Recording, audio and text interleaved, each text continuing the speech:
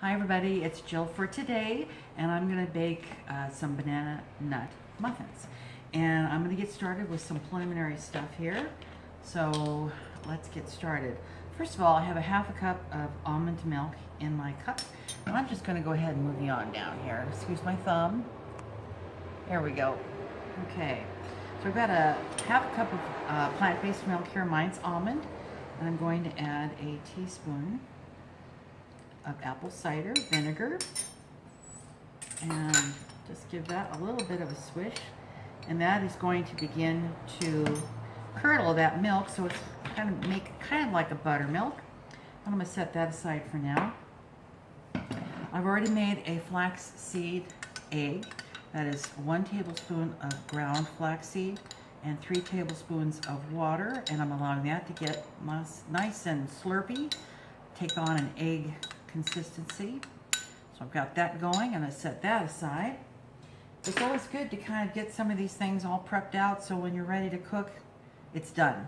The other thing I have done is chopped a half cup of walnuts.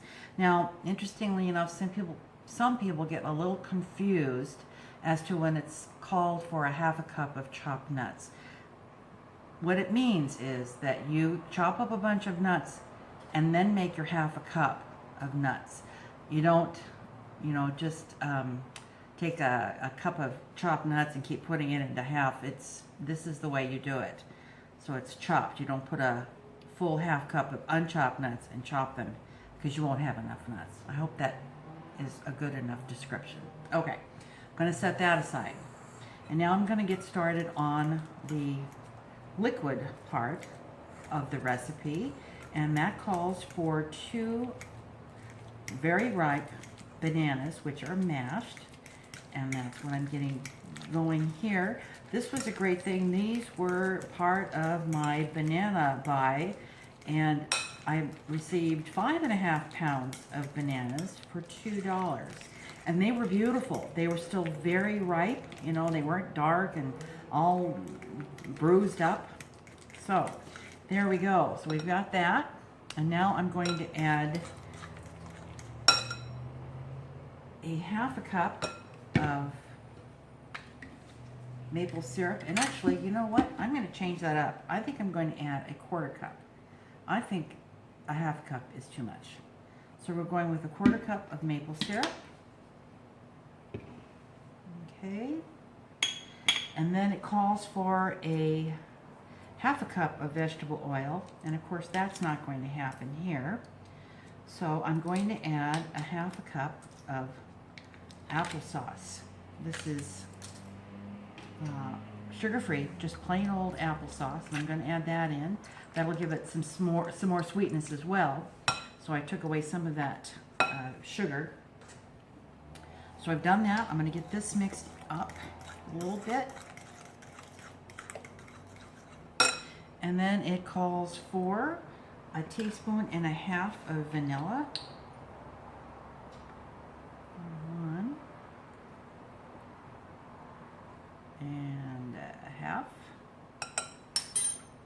1/2. I love the smell of vanilla. It's so good. Get this a little mixed in here. And then I'm going to add in the milk that I had curdled. See, it's kind of curdly now. And I'm going to add in the flax seed egg that I made. Okay, that's done. So I'm going to get rid of this fork now. Get my whisk, and I'm going to whisk this together so it's all well combined. And I'm not too concerned about these little bits of banana that are still in there. They will add a little something special to whatever muffin it gets into. So there we go. I'm going to set this aside now, and we're going to bring in the dry ingredients. So I'm looking for a spoon here. Okay, this won't work. All right, in this bowl here I have 2 1/4 cups of whole wheat flour, and I ground it very, very fine. Let me bring this up close to the camera Not sure whether you can see how fine that is. It's just like powder. So I ground that very fine because I wanted the muffins to be, you know, with a nice texture. I'm now going to add a half of a teaspoon of baking powder. And I need, there it is, half a teaspoon. Okay, half a teaspoon of baking powder. Is that right? I'm not reading my, I need to read my recipe here. Actually, you know what? I'm glad I read this over. It's a teaspoon and a half. So that's half, 1 and a half. Okay, that's the baking powder. And now we have the half teaspoon of baking soda.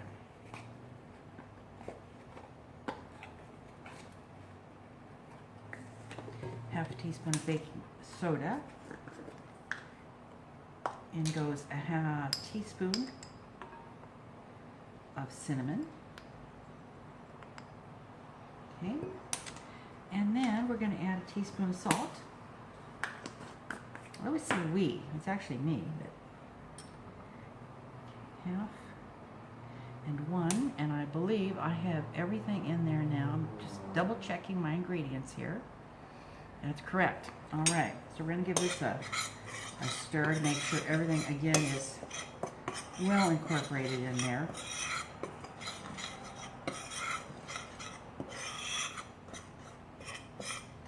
All right, we are ready to rock and roll here. I'm going to now add the liquid ingredients to my dry ingredients. Get this blended in here. And then the last will be the walnuts that are going to go in here. And I'm looking around my workstation here to make sure I have everything in this bowl that should be, and it looks like I succeeded in that.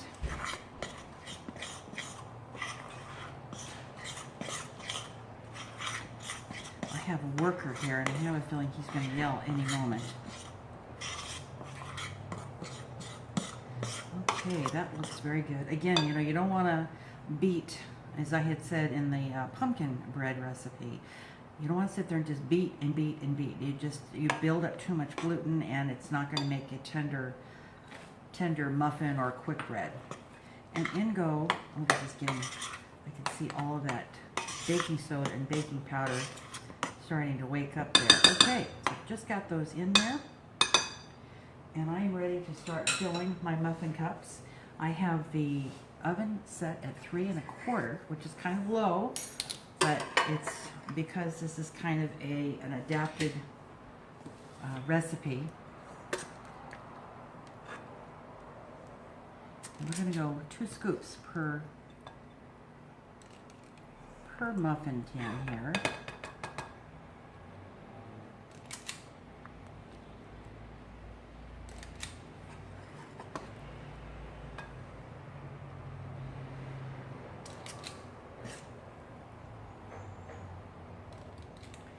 Going to give that, kind of continue to give that batter a stir so all the walnuts don't fall to the bottom of the batter.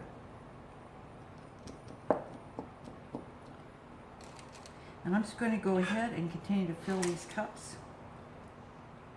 And when I get them full, I will be sticking this into a 325-degree oven, like I said, and they'll cook for about 20 minutes. And I'll check them with the toothpick tester, which means when you put it in, the toothpick comes out clean, and that usually means that your dough is nice and cooked up into a lovely little muffin. So we'll be back. These have just come out of the oven, and they took exactly 20 minutes. Just perfect timing on these. So I'm going to let them cool. They look wonderful. I got a dozen, and they seem to have a real nice rise on them. Look at that, isn't that nice? And when they are cool enough, I'm sure that someone I know is going to be very happy to be the guinea pig for me and sample them for you guys. So as soon as they're cooled, we'll be back. It's sample time, Yeah. yes. Did you show them all? Yeah, I did. Okay, now the first and most important thing you have to do when sampling a muffin is to locate the largest one. So I'm going to go for this one. Okay. I like that zoom thing you figured out.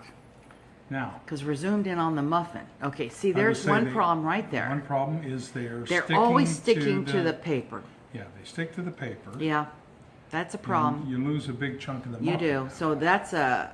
So, You can chew on the paper though. I know. But this looks very Okay, wait. Oh gosh, it's okay. Oh Moist. no, it's. Hold it. It's going. Okay, there we go. moist. Very moist. Okay, So, I'll take a little piece of that. Thanks. How is it? wow. That is good. Oh baby. Moist, flavorful. Mm-hmm. Mm-hmm. Aside from it sticking to the paper, that's one of the better muffins you've made. That's banana? Mm-hmm. Fat free, except for the walnuts that are in Wow. there. It is very moist. Uh-huh. You want a little more? No, that's fine. Thank you. That is great. I'm glad you like it. Yeah. Two thumbs up. 2 thumbs up. Yeah. Well, all right. So I'm going to go ahead and I will write that recipe down below in the comment section. Because again, this is one of those recipes that I take a look at and I say, I can do something with that. I And can I'll- fix that. And I'll just finish up these other 11 muffins. Yeah. And, Well, there's no get eggs, that. no milk, none of that. It's just super. So I can eat all. You can eat the all whole you dozen. want. Say goodbye, Gracie. Bye-bye.